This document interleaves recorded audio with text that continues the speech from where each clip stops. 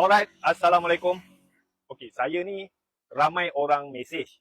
Diorang nak datang jumpa, nak bertanya, nak belajar macam mana nak buat bisnes kereta sewa dengan Go Greenmatic lah. Okey, cuma saya ni tak sempat nak jumpa semua orang. Sebab apa? Company saya, kita ada beribu-ribu rakan niaga seluruh Malaysia. So, saya duk layan diorang pun sampai memang tak cukup masa lah. Okey, kepada mereka yang serius nak belajar, alright. So saya ada buat satu program GM Hub Pro. Okey, GM Hub Pro ni kita buat satu program selama 12 bulan. Kita akan ajar peserta ni A to Z, alright. So dia akan datang dekat office Go Greenmatic, datang sini, kita akan training. Kita buat macam coaching lah. So office ni memang kita set up untuk coaching. Cuma untuk sesi coaching ni maksimum 9 ke 10 orang je lah. Okey. So peserta ni kita akan ajar dia macam mana nak buat marketing, macam mana nak uruskan bisnes ni, macam mana nak gunakan kita punya sistem laman web, semua benda komplit. Okey. Dan macam Go Greenmatic ni sebenarnya kita ada banyak funder-funder ataupun pemilik kenderaan yang nak invest. Diorang ada kereta ataupun motor, diorang nak pajakkan.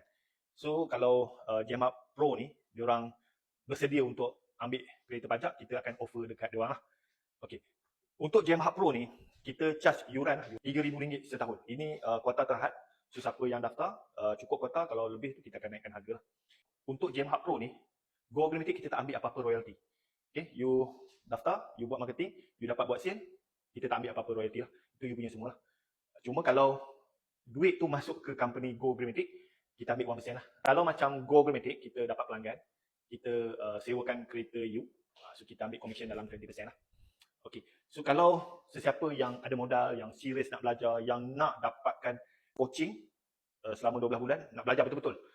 Dan kita target orang yang join GM Hub Pro ni, kita nak ajar dia sampai dia boleh jana pendapatan bersih RM10,000 sebulan. Okey, actually kita dah ramai rakan niaga kita yang kita ajar diorang daripada kosong. Daripada tak ada kereta sampai diorang ada berpuluh-puluh biji kereta, sampai diorang boleh buat profit lebih RM10,000 sebulan. So setakat kita charge RM3,000 setahun tu, pada saya sangat kecil lah dengan apa kita bagi. Kita bagi lesen, training, sistem, even kereta pun kita boleh bagi. Okey, RM3,000 setahun. Cuma ini kuota terhad. Kalau cukup kuota, yuran akan naik jadi RM5,000. So kalau ada sesiapa yang berminat nak datang jumpa, nak belajar, nak run bisnes ni, so boleh daftar GM Hub Pro. Link dekat bio. Okey, thank you.